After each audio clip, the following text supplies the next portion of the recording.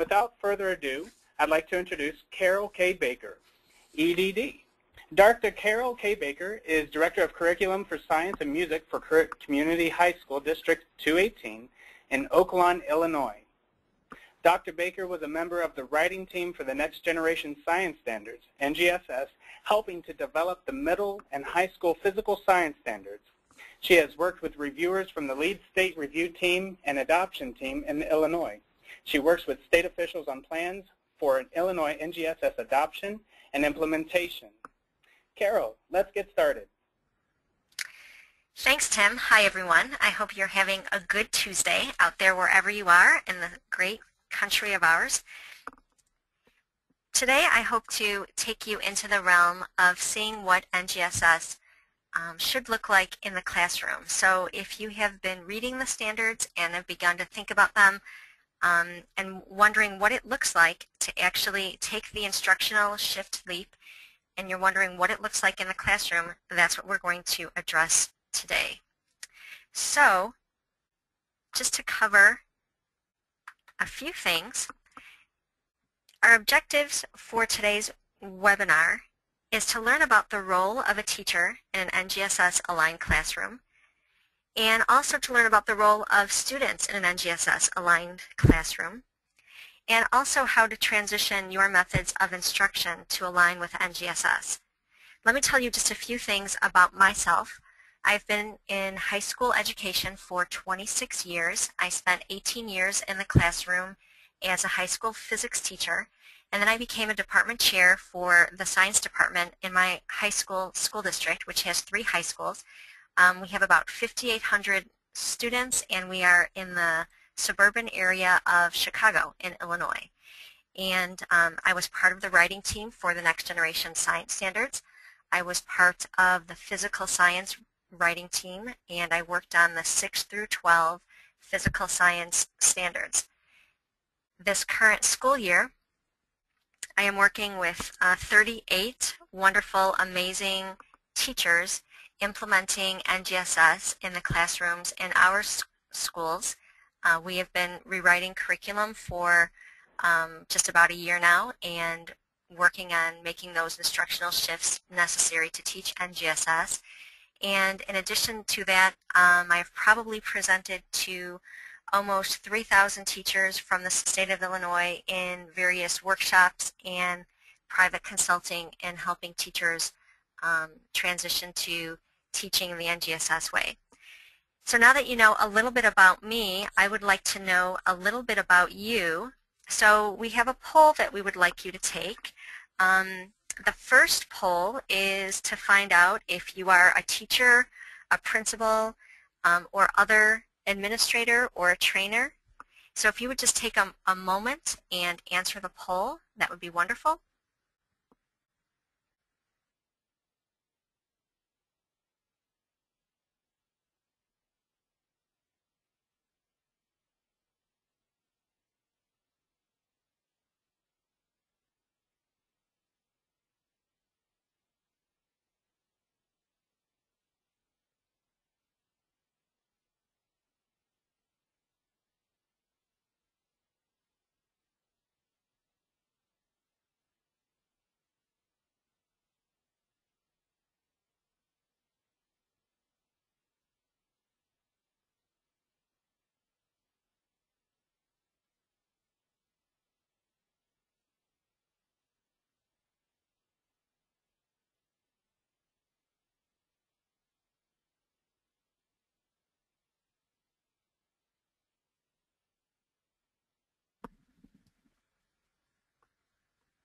Okay, Carol, it looks like we've got 88% teachers, 8% district curriculum administrator, and 4% other.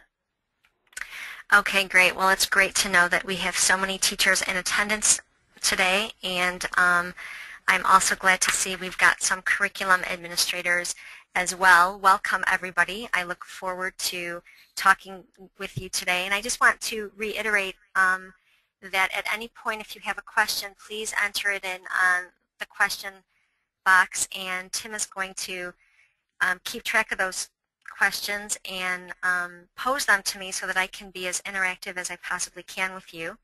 And now we have a second poll that we would like you to participate in as well. And this will give me a little bit better idea of exactly where you are as a teacher, if you are in a K through 5 school, a 6 through 8, or if you're in a high school, and also how familiar you are with NGSS. So if you would go ahead and answer the second poll, that would be great. We'll take a moment to do that.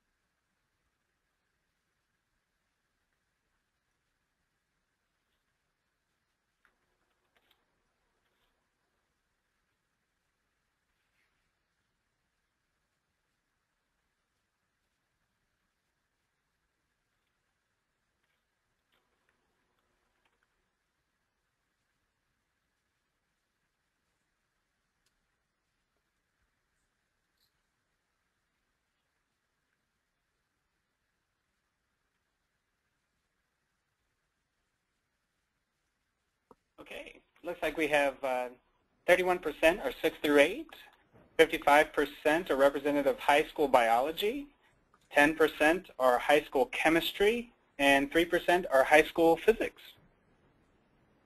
Okay, great. Well, welcome everybody. It's good to see such a great representation across the board. I'm a little sad for the high school physics group, so I'm going to give some extra applause to you out there, being that's from the area that I came from. But these are very typical to the many workshops and presentations I've done, and I think that's typical for around the country, the number of teachers that we have in various areas. So let's get going and talking about how NGSS will look in the classroom. And the very first thing that I would like to address with you is to have you think for a moment, and if you would answer a question for me in our chat box. Reflect on, what does it look like in your classroom when you begin a new unit? What do you typically do the very first few days?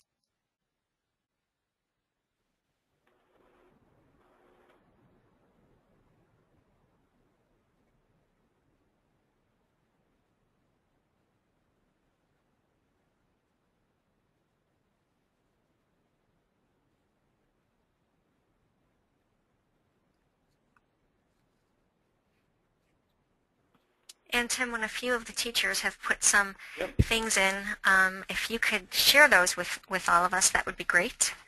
No problem. They are just coming in. So we have go over the general topic of the chapter. I start most of the units with a demonstration to capture attention. Let's see. Carl says, typically I begin with a structured lab.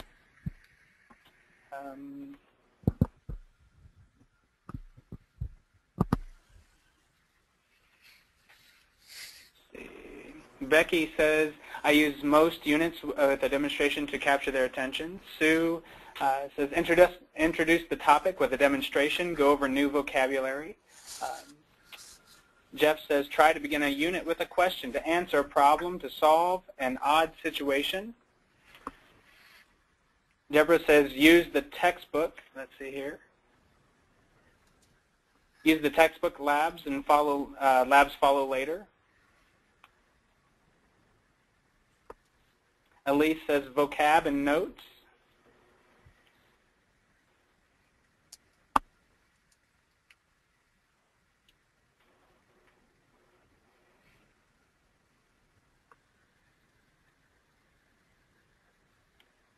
All right, let's see. Fee says start with a demonstration, building background activity. And it looks like it's slowed down about there. Okay, great.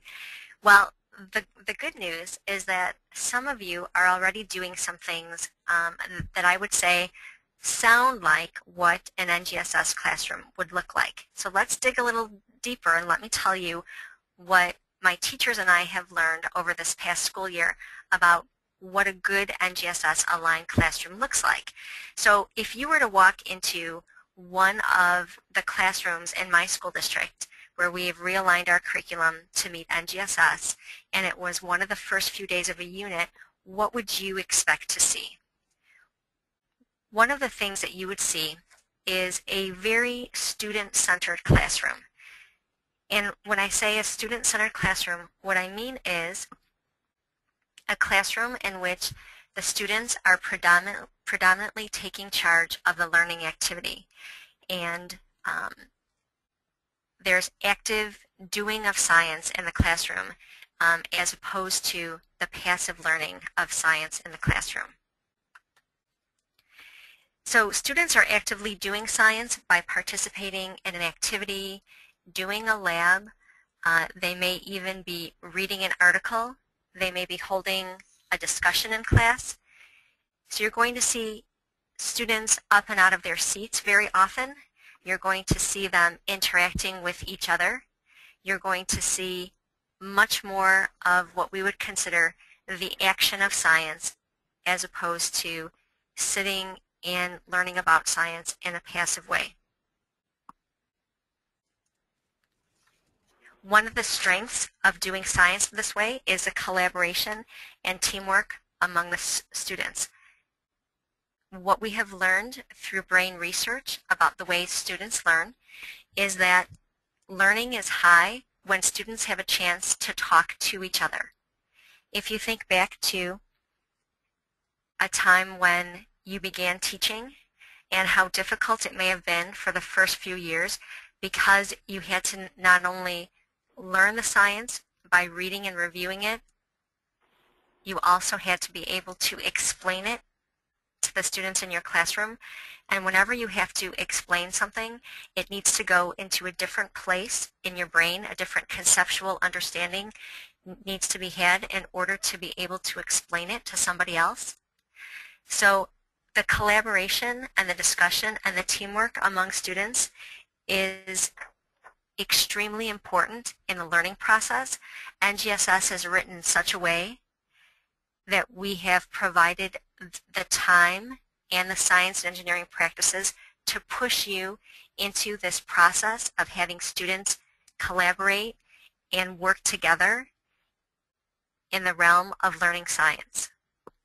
One of the questions that you may have, or one of the comments that you may have, is how ready are your students to transition to this kind of working in the classroom?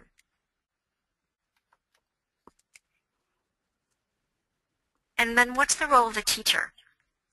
So if your students are doing more collaboration and there's more teamwork and they're doing more of the active science, then your role becomes more of a guide or of a facilitator. Transitioning away from being the sole person that gives the knowledge to the students, you become more the person who helps the students find the knowledge on their own. I really like the analogy of a guide. So if you've ever taken a hike or gone on a trip and you've used a guide, what a guide typically tries to do is make sure that you can see all that there is to see, but stands back and lets the discovery happen for you or happen to you as opposed to dictating your every move or every step. So as a teacher transitioning to NGSS, you want to think of your role in the same way. You want to guide students along, but you don't want to give them all of the information. You want to help them discover the information on their own. So you want to be there for them and provide support and provide help. And if they go down the wrong path, you want to help them get back on the right path. But as much as possible, you want them to be able to do the discovering and the learning on their own. And let me just remind you, as I move through these slides, if an idea or a question pops up, please pop it into our question box, and Tim will relay that back to me, and we can talk further about any one of these ideas if you need to. So you may be thinking to yourself, how do you get there? How do you get your classroom to the place where the students are doing more of the active learning and you're doing more of the facilitating?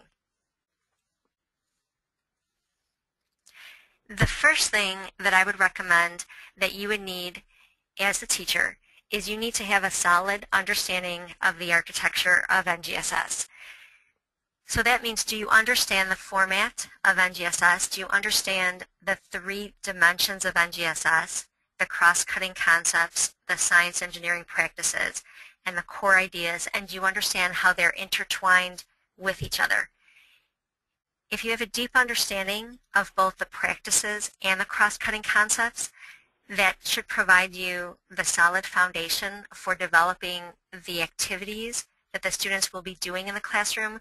That is, the science and engineering practices gives us a very rich wealth of resources for the doing of the science that should allow you to transition to that place of being more of a facilitator. So again, understanding how to use the practices and the cross-cutting concepts is the first step in making sure that you can transition yourself, your students, and your classroom towards NGSS. However, one of the issues that we have discovered this year in transitioning to NGSS is that just because the teachers are ready to transition and just because the teachers have developed a lesson that's very student-centered does not necessarily mean that the students are ready to jump in with that level of skill to complete those practices. I highly recommend that as you transition to NGSS, you spend some time looking at the science and engineering practices and thoroughly going through them and reflecting on where your students' skill levels are right now. And if you feel like the skill level of your student is not up to the place where it needs to be in order to do NGSS at your grade level, then you may want to think about working with students to really develop those skills necessary to be successful. Just a little funny story I have for you.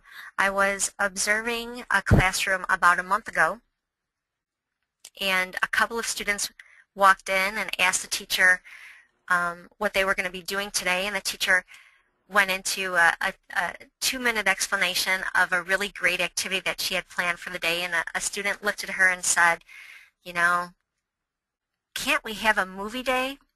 And I laughed because the students are also transitioning to NGSS just like the teachers are.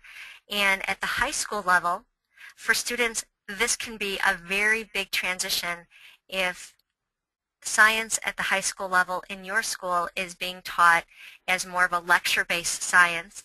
This new transition to students actively doing science can be just as difficult for the students as it is for the teacher.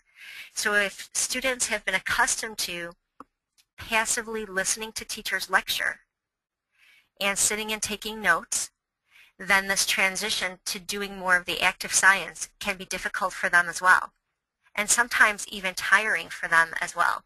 What we are finding, though, is that students are deeply engaged in science in a way that they've never been before, and I've had a teacher even tell me that she has seen students do things that they've never been able to do before, and that's really exciting to see.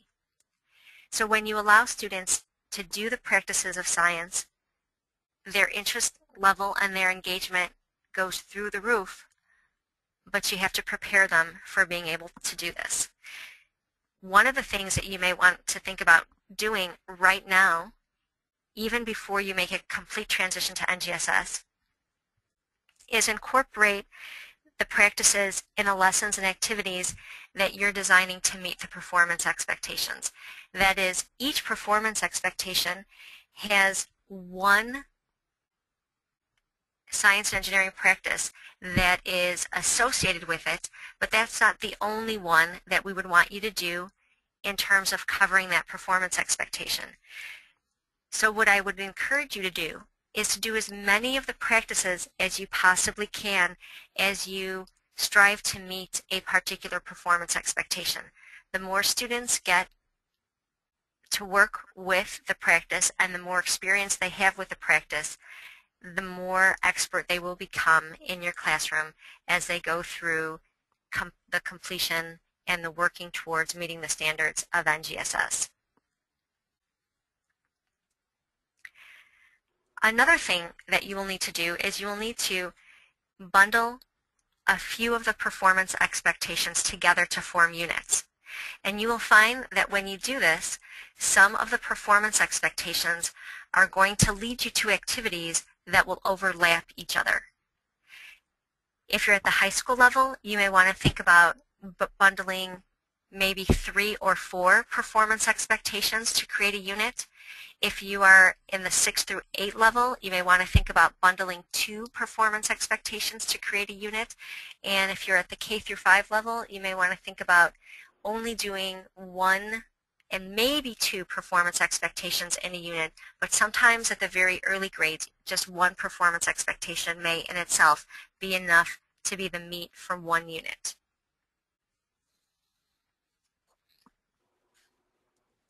So I have a chat question for you, a moment to take a break and to reflect on a couple of the things I was talking about.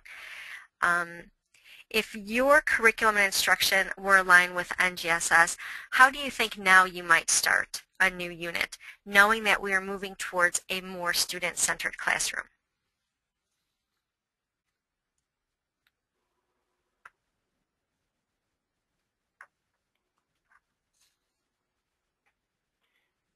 Please feel free to use the questions area again to insert your answers.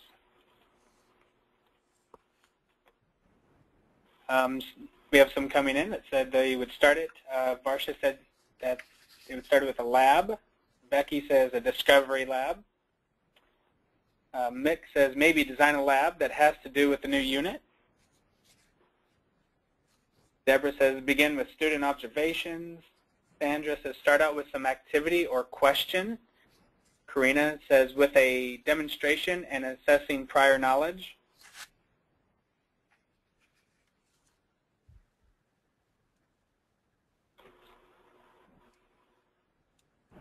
Virgay says I would have an activity where the students are coming up with the answers, allowing students to discover on their own.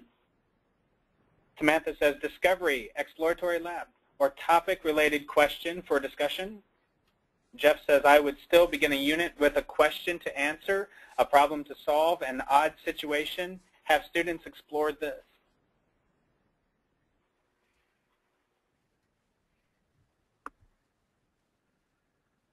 That slowed down right there, but as they come in, I will read some more off. Great. So Tim, as more come in, or if more questions come in, please feel free to jump in.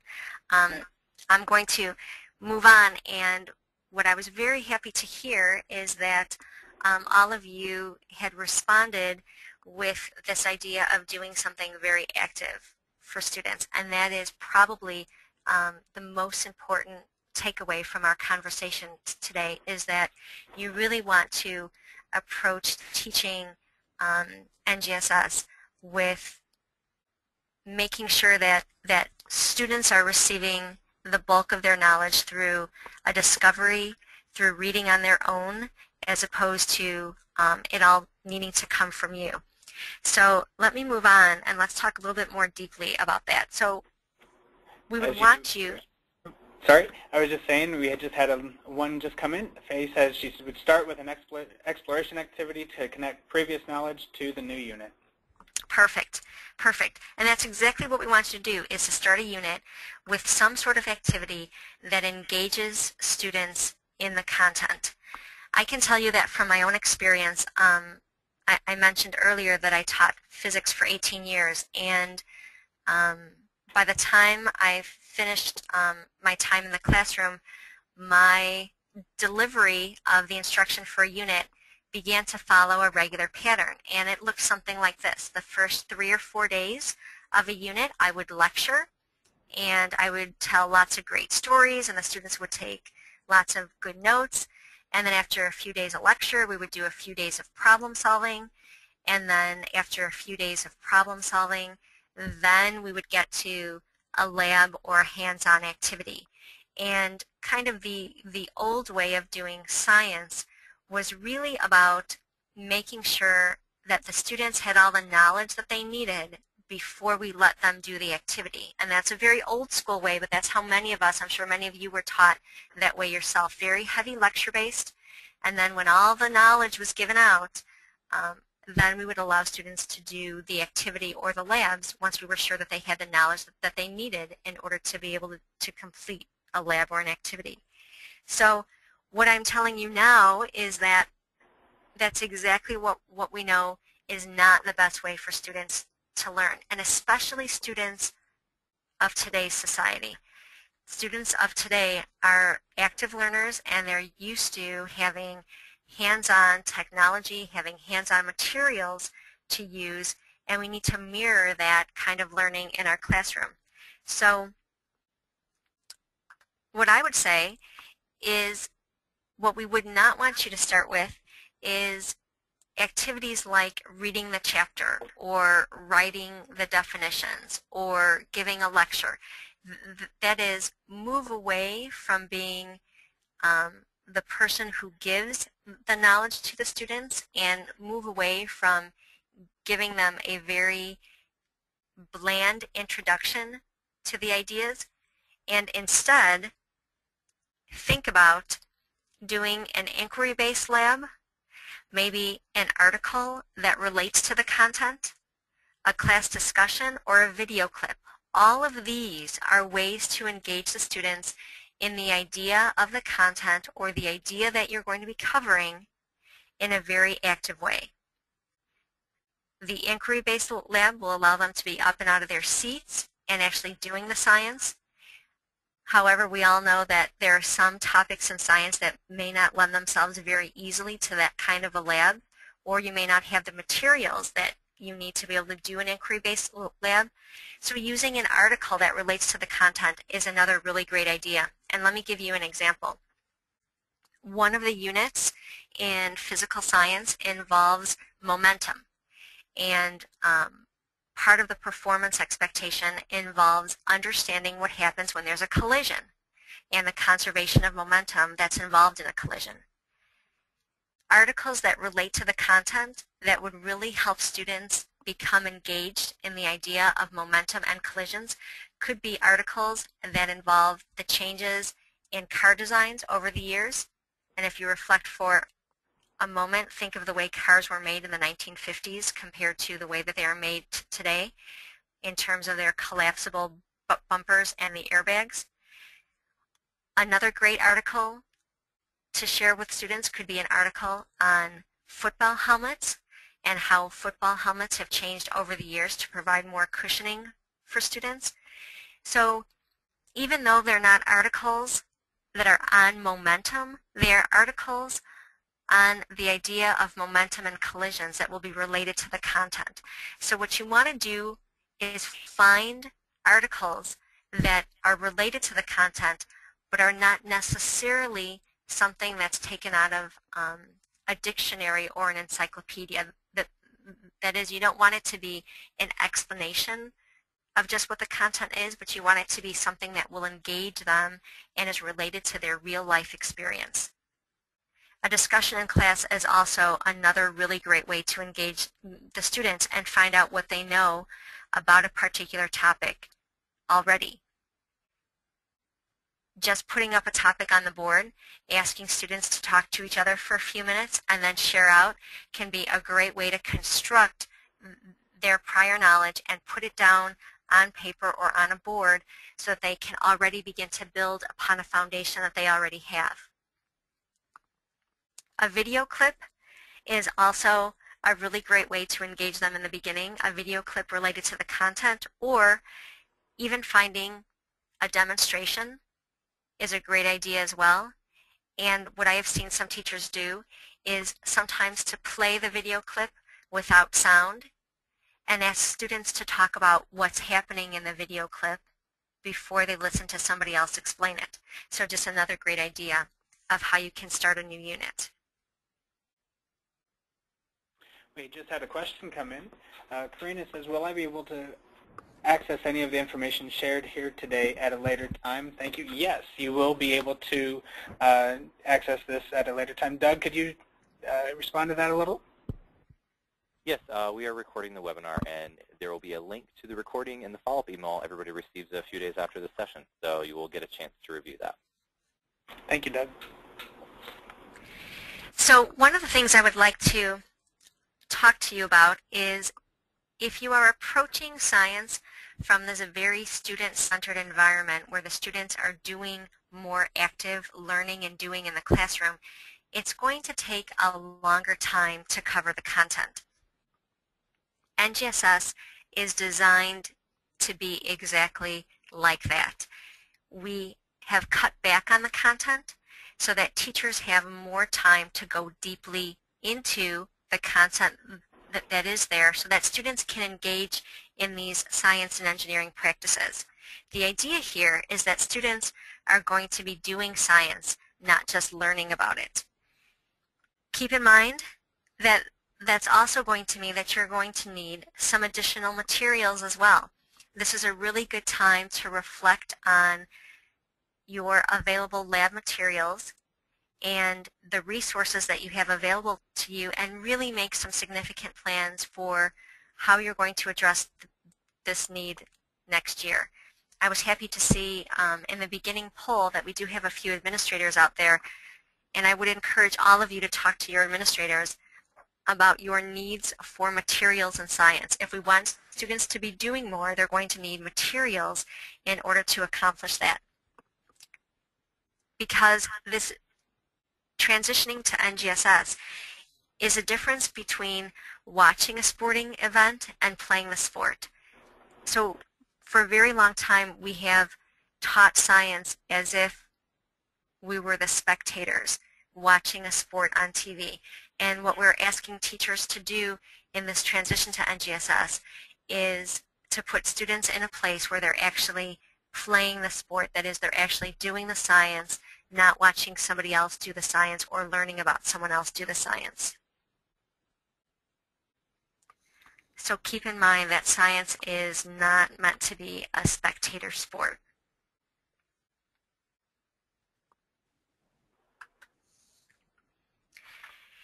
So as I said earlier, NGSS tells us that there's less content in order to allow enough time to accomplish the doing of science. Just a little story that I will share with you as a member of the writing team for NGSS, and that is that even when I read through the content that we would be writing about, there were some ideas that I thought were missing as well.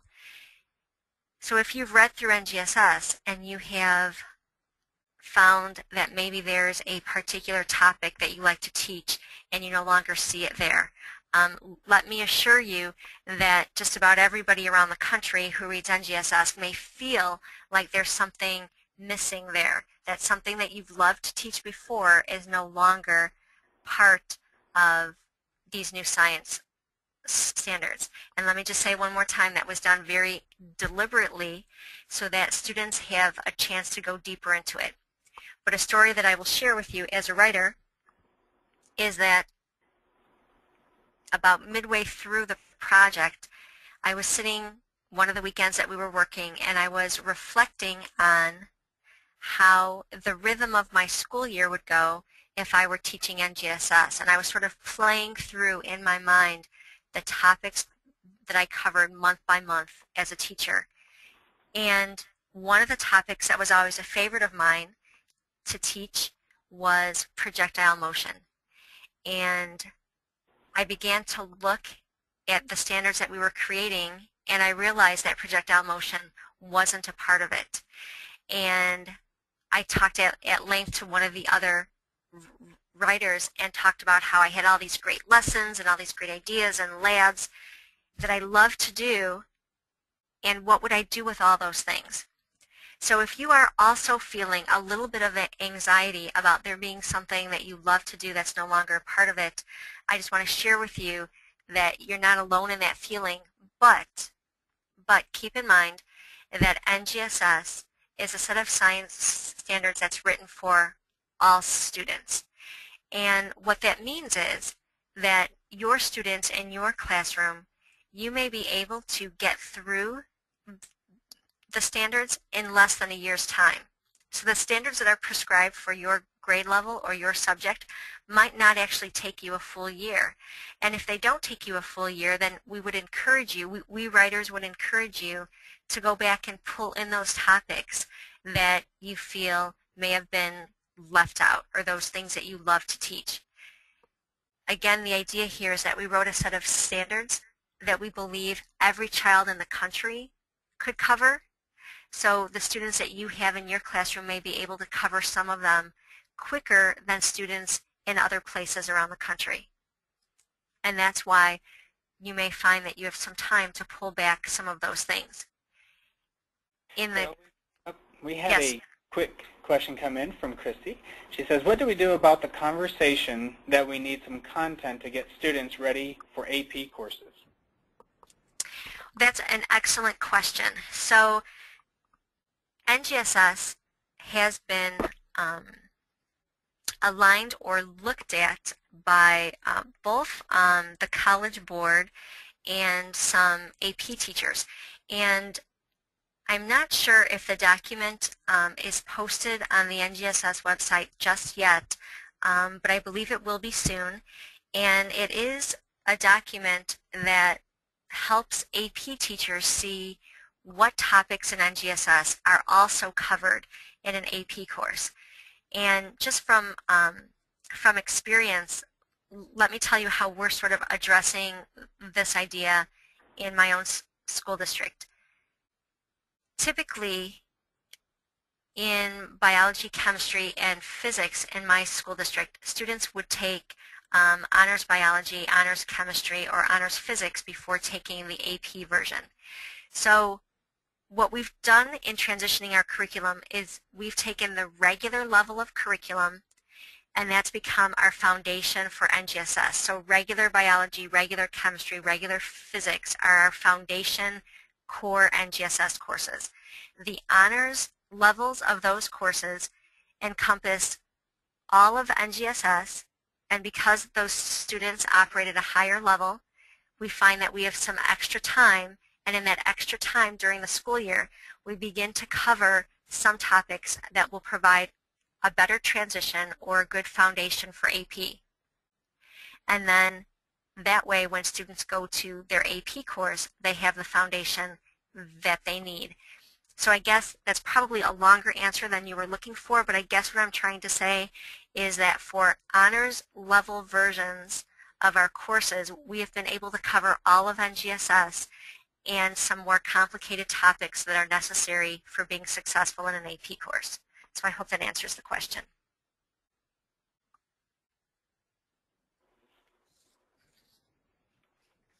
And Tim, do we have any more questions out there currently? No questions currently. Okay, great. Then I am going to begin to wrap up, and I hope you've got some other questions because we have additional time to talk today.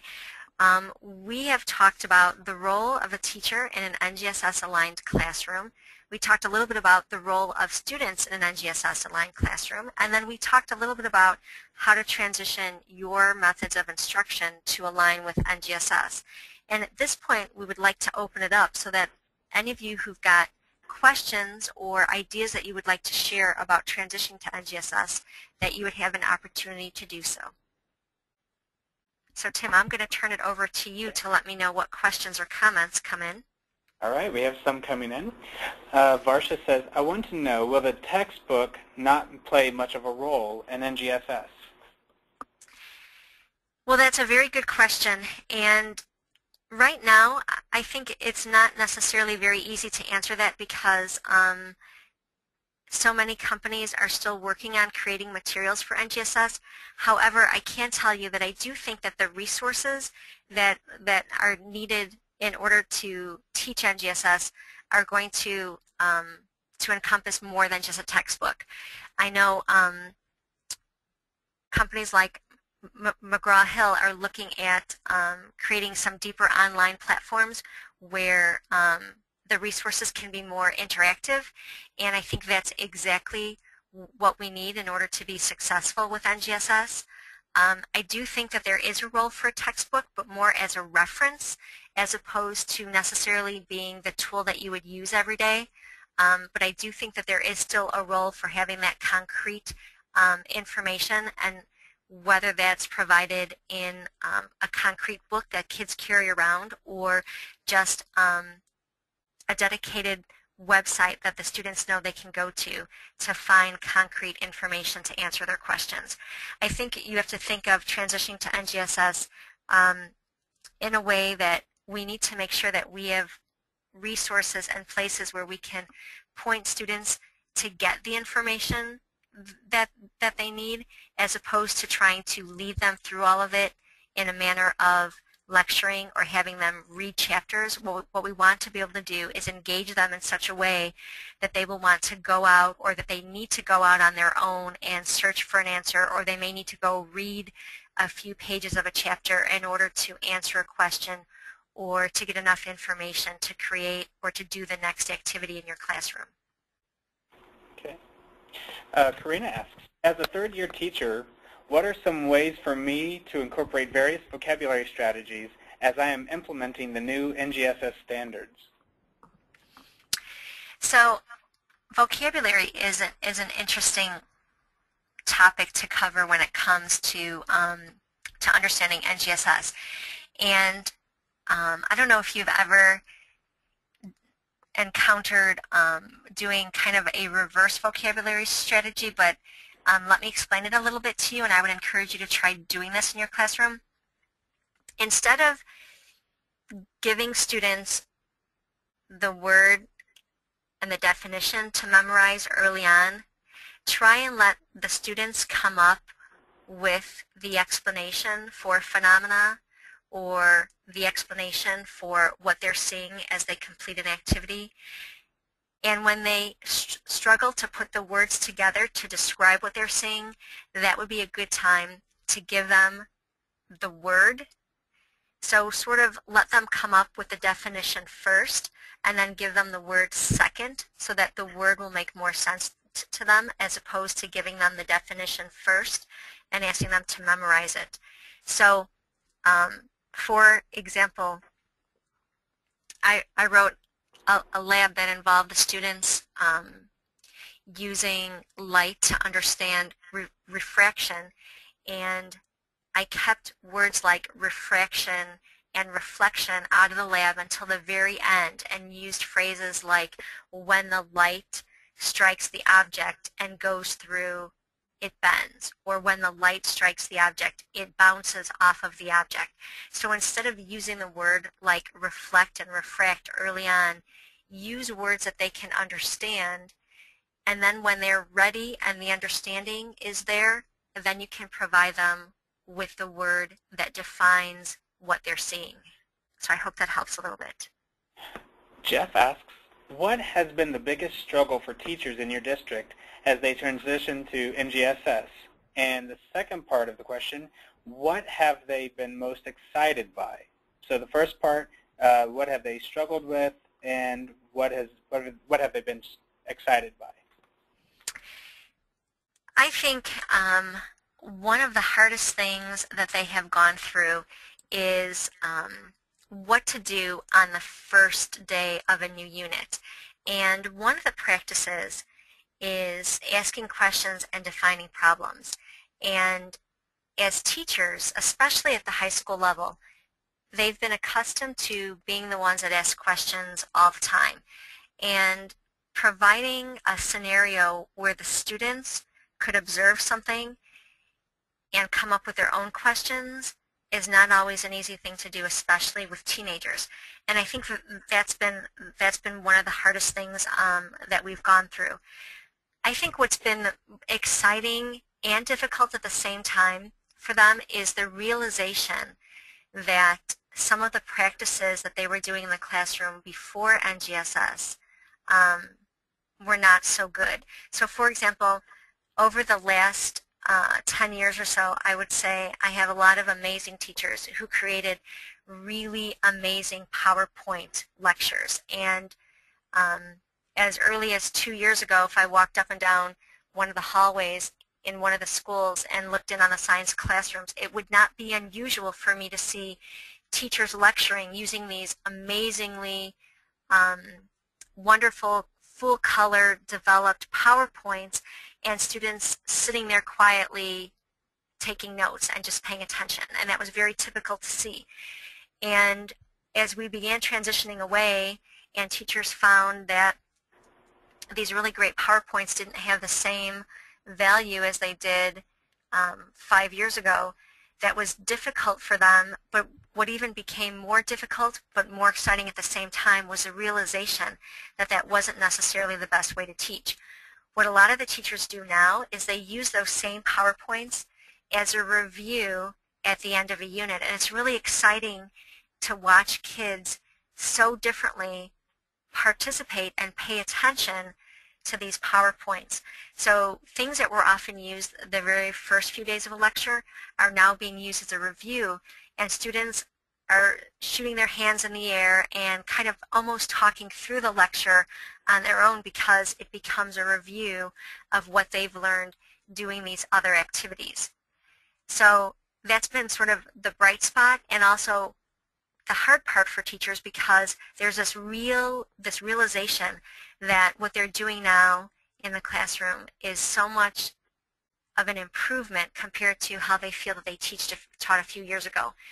The other really exciting piece that I would like to share with you is that teachers very strongly feel that doing more activities in the classroom is really helping all students do well in science compared to more of a lecture-based presentation of science. And that the science that we were teaching for many years seemed to work really well for high-level students, maybe 30 to 40% of our population, and students who had difficulty in school or difficulty paying attention often had a hard time in the science classroom.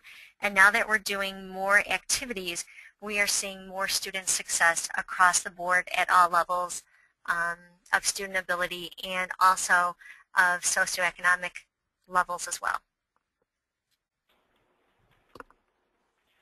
All right, we have another question. Susan writes, I've been a middle school science teacher for 26 years.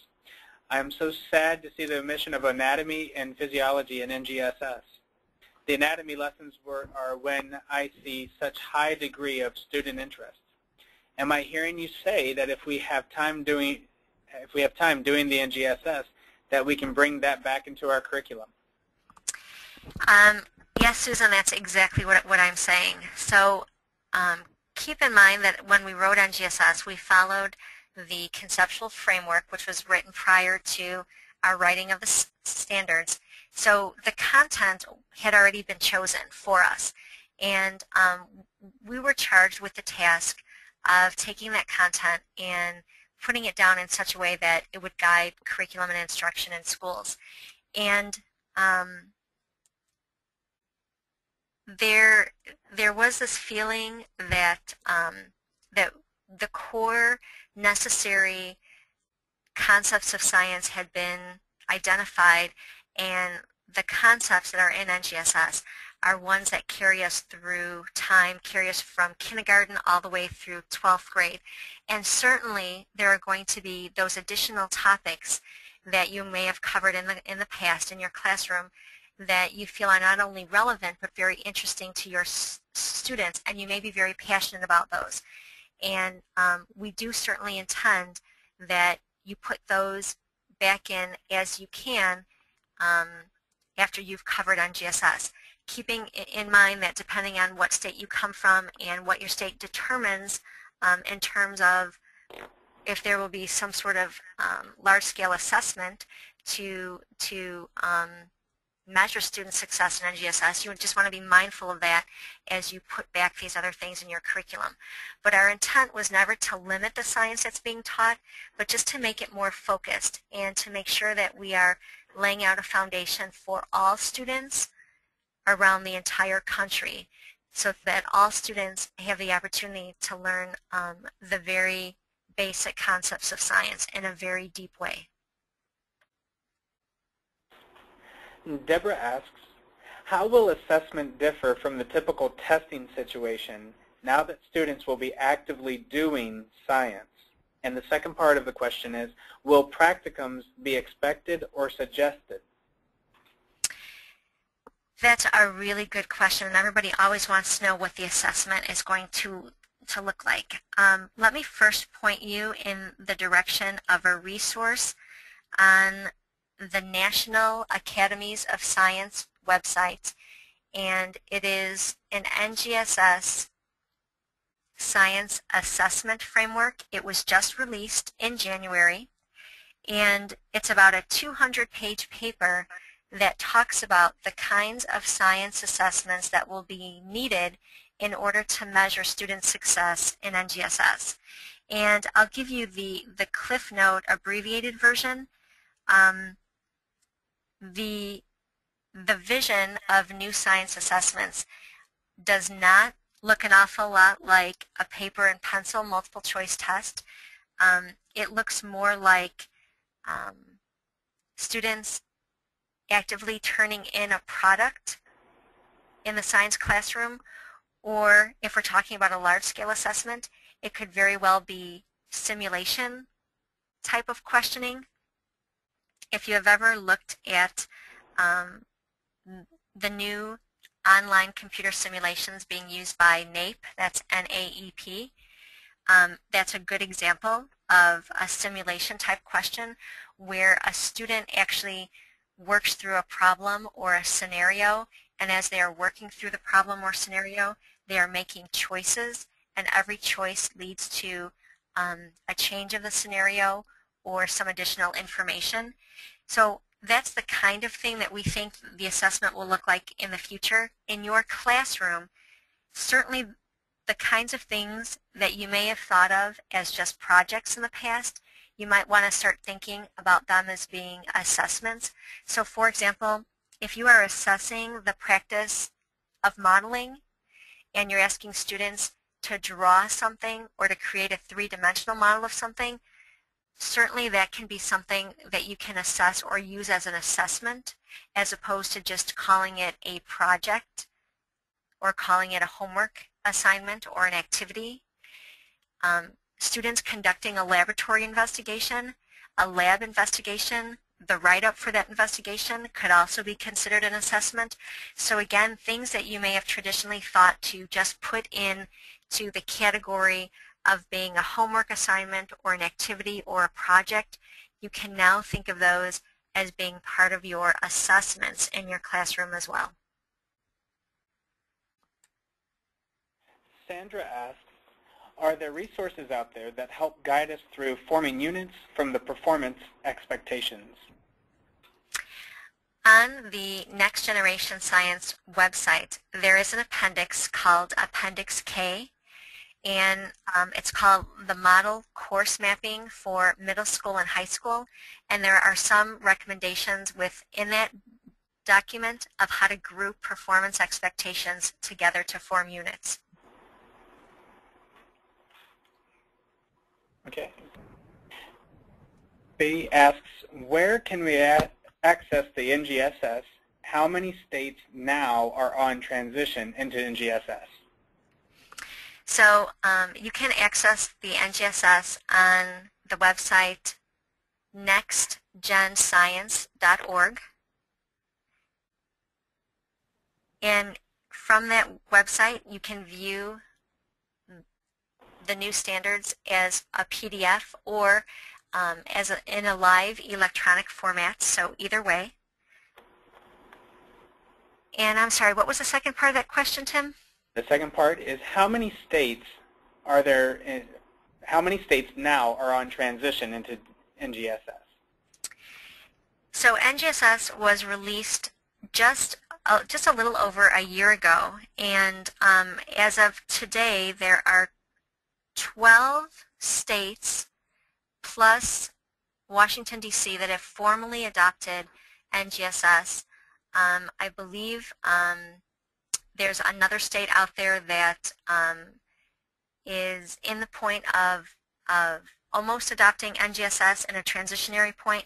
But all the states that have adopted so far are in a place now where they're working with teachers in their state or developing resources and materials for teachers in their state to begin the transition. And the understanding is that the transition to NGSS is not likely to be something that's going to happen overnight.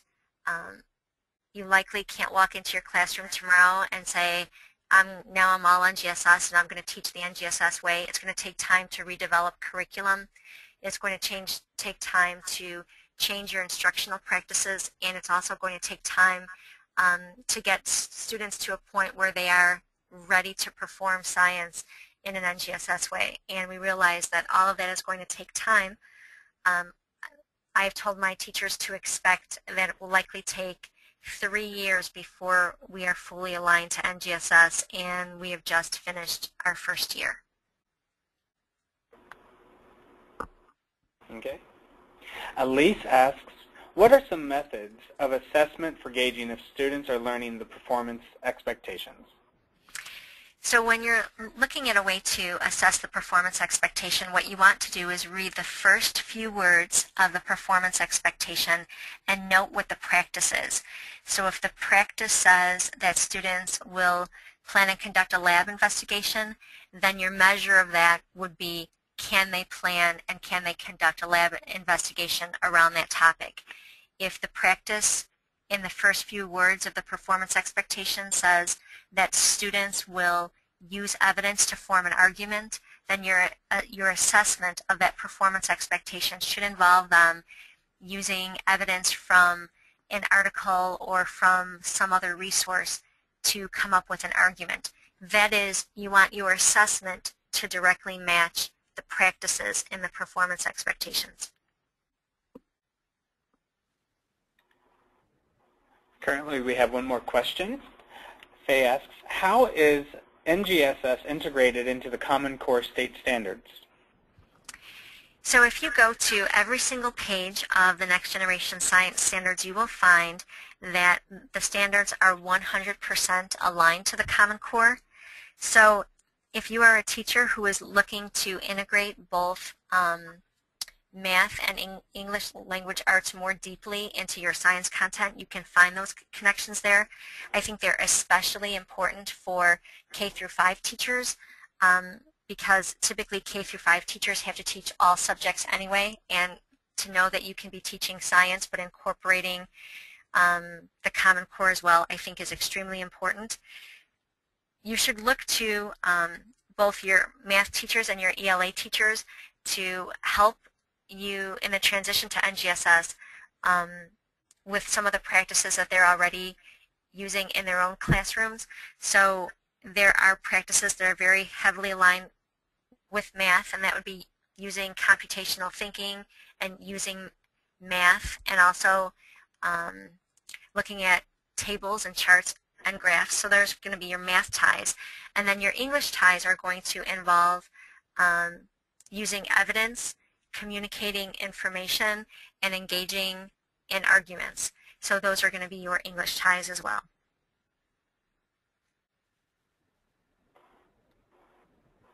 Currently, there are no more questions. If you have a question, please feel free to write it in.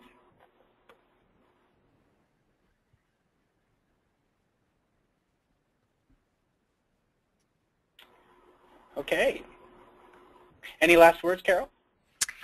I just want to say thank you all for being a part of the webinar today. I hope that I was able to get you thinking about transitioning your practices and your instruction and what to do with students as you transition to NGSS. And I wish all of you a great end to the school year. Okay. Thank you for attending this webinar. A survey will pop up at the end of this webinar. We are so grateful for your feedback so we can improve the experience for future webinars. You will receive a follow-up email containing a recording of today's session and evidence of your participation, which you may use towards continuing education units or CEU. If you have any additional questions, feel free to email webinars@mheducation.com. You can learn more about the next generation standards at mheonline.com/NGSS. Have a great evening, everyone. Thanks. Bye, everyone.